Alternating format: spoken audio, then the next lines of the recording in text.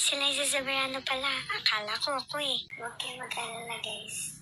I'm Kim Viniskayka. Oo, Kim. As in K-I-M. Hindi Queen. I'm not a princess guys. Kalma lang. And here in our animation, dito magsisimula ang kwento ng tunay na ako. Hey, ito na nga. Alam niyo na yung pangalan ko. Ito naman yung age ko. I'm already 14, born last March 8, 2012. I am currently in grade 9, section Copernicus. Wala akong favorite food kasi pati gutom ako, so gusto ko lahat except gulay, guys. Favorite colors ko naman is red. Obvious naman sa outfit ko, di ba?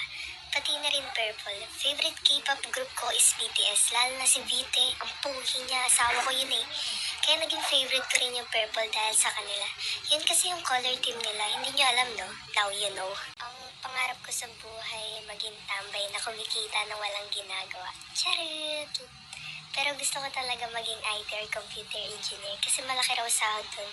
Tapos mukha naman akong pera kaya yun. Sa bahay at sa school, sobrang ingay ko. Parang abot na sa kapitbahay yung lakas ng boses ko. Parang nakalunok ako ng mic ganun. Sa school naman, pagod na ako guys. Ayoko na sa animation na to, sobrang stress na talaga ako.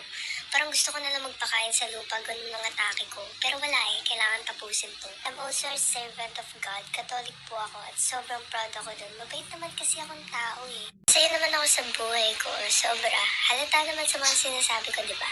Pasensya ninyo na yung animation ko.